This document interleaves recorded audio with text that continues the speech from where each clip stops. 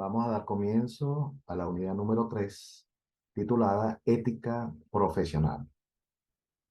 Eh, Hemos visto el mundo gerencial desde una dimensión conceptual, experiencial, estratégica, real, pero también ideal. Entonces uno se pregunta, ¿el mundo gerencial será una entelequia? ¿Qué entender por entelequia? Una entelequia es una ficción, una ilusión, una invención, una irrealidad, una fantasía, una quimera.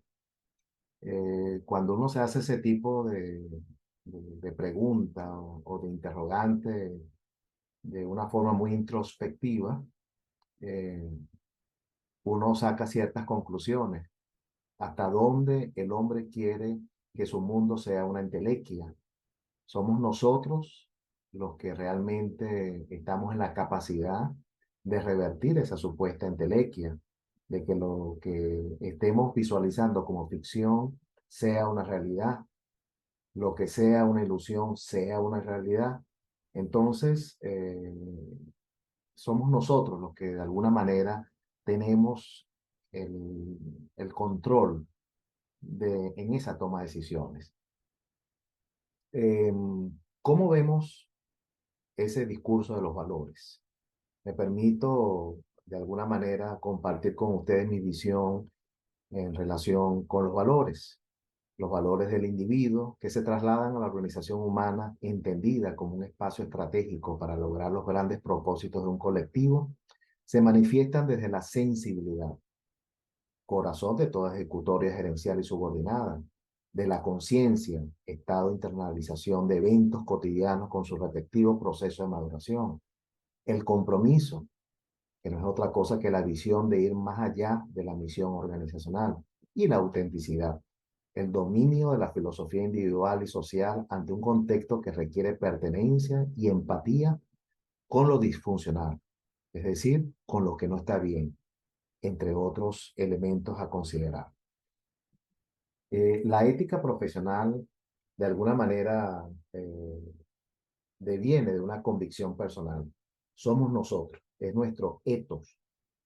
Eso nace en nosotros, en nuestro ser, en nuestra conciencia. Es esa voz interna que nos dice qué es lo que está, qué es lo que se debe hacer, cuál es ese deber ser. Es algo que es muy interno de nosotros, nacemos con ella, la cultivamos, pero la construcción de la ética individual también está en el otro, cómo veo yo al otro. Cuando hablamos de la deontología, hablamos de una suerte también de interdisciplinaridad. Cada profesión tiene su ética, su deontología, cómo el contador interactúa con el administrador, con el ingeniero, o cómo el ingeniero interactúa con el médico de la empresa. Entonces, es una visión compartida desde la disciplinariedad. No es normativa, a diferencia de la moral, no se hacen las cosas bien porque eso lo dice la norma. Por eso que hablamos de convicción. Esos son nuestros deberes como trabajador, pues debemos cumplirlos. A lo mejor lo hacemos muy bien, pero no hay esa convicción. Esa es la diferencia precisamente entre lo que es la ética y la moral. Eh, en una empresa, por ejemplo, la ética es comprendida como el etos gerencial, es la planificación con el otro. En otras palabras, es la virtud.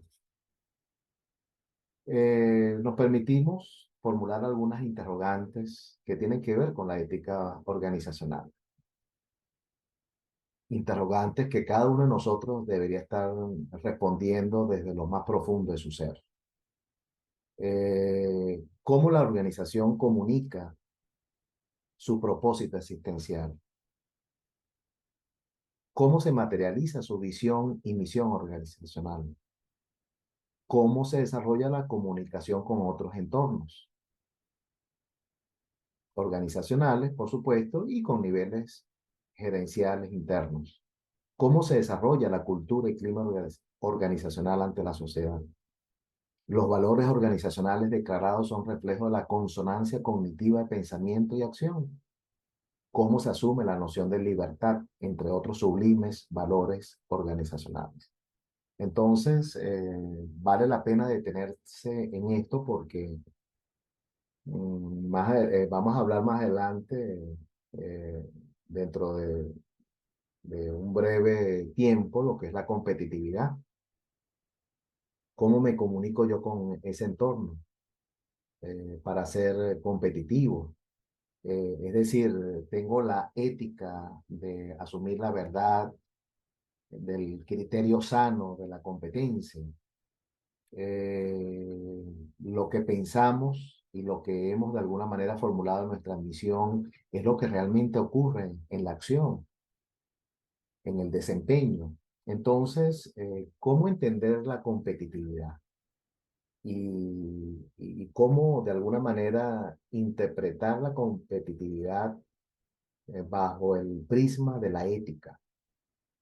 Bueno, cuando viabilizamos bienes y servicios de calidad, cuando tenemos una cultura organizacional estable, para lo cual hemos trabajado, cuando tenemos una gerencia proactiva y sinérgica que motiva a ese talento humano para ser cada día mejores, no solamente mejores trabajadores, sino mejores seres humanos, y cuando asumimos la innovación y la creatividad. Pues déjenme decirles, estimados amigos, que eso es ética. Es ética cuando cuidamos la calidad de nuestros bienes y servicios, los costos, el valor de la reposición, de la perdurabilidad del servicio y su calidad, por supuesto, de las relaciones con la sociedad, entre otros valores.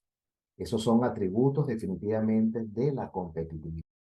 En esa suerte de asunción ética del valor de la gerencia, del mundo de la gerencia y del liderazgo, tenemos unos propósitos que llamaríamos muy sublimes y uno de ellos es la responsabilidad social. ¿Cómo entendemos a la responsabilidad social?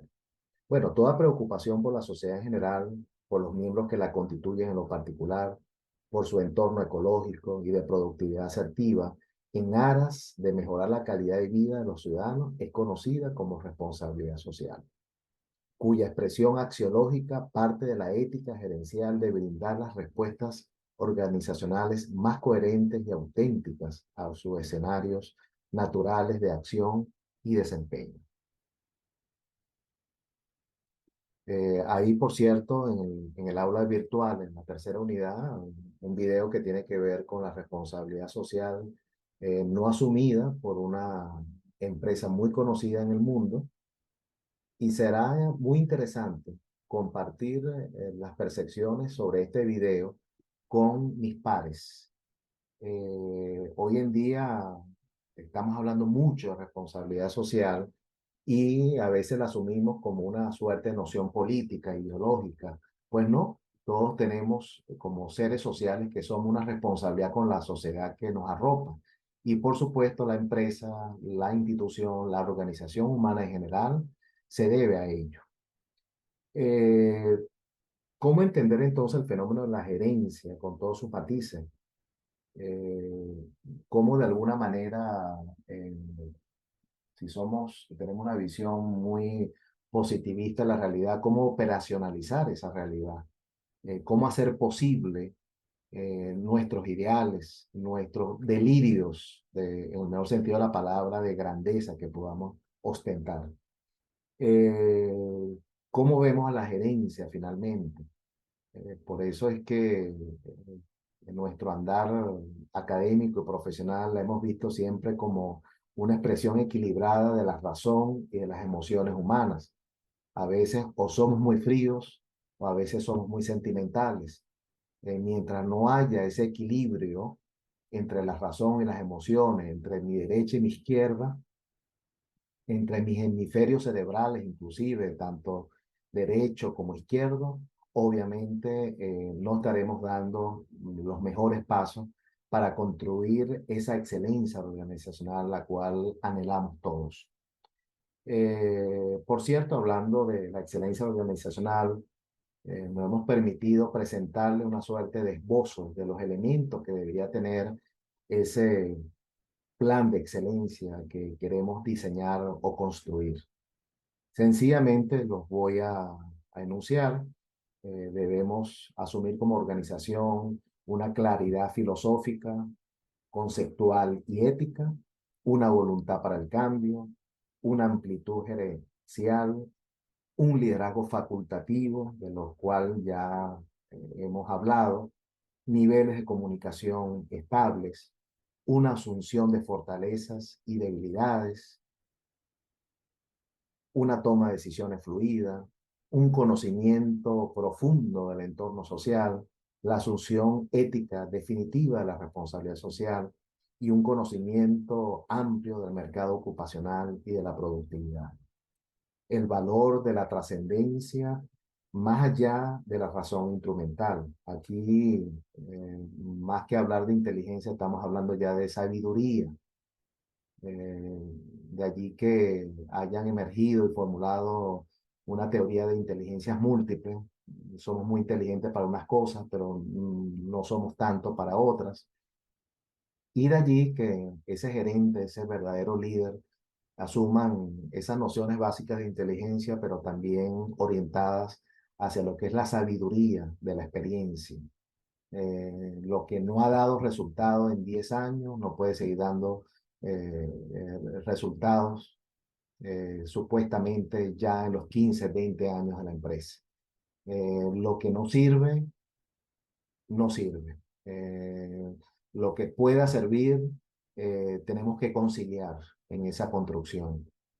Y por supuesto, la realimentación continua, que no es otra cosa que la revisión, la evaluación, el redimensionamiento. Eh, Me permito traer unos pensamientos prospectivos cuando ya no hemos paseado por estas tres unidades, las cuales serán la base como el primer módulo de todo lo que vamos a hacer a continuación en los subsiguientes módulos. Son esos pensamientos prospectivos que quisiésemos traer a colación cuando estamos interactuando en ese mundo gerencial. El mundo gerencial no es un mundo de juegos. El juego nos sirve para entender una realidad, pero per se no se puede convertir en un mundo lúdico. Es un mundo de acciones, es un mundo de sentimientos, de preocupaciones, de viabilizaciones de esas preocupaciones, de búsqueda de la verdad, aun cuando no sea absoluta, pero esa verdad relativa que nos permite aproximarnos a un fenómeno, en este caso entendido como gerencia. Bertrand de Juvenel expresaba que el pasado podemos conocerlo, pero no cambiarlo. Por el contrario, el futuro no podemos conocerlo, pero sí cambiarlo. Catherine nos invita a que nos interesemos en el futuro, ya que pasaremos en él el resto de nuestras vidas. Muchas gracias y éxitos en la gestión de su conocimiento gerencial.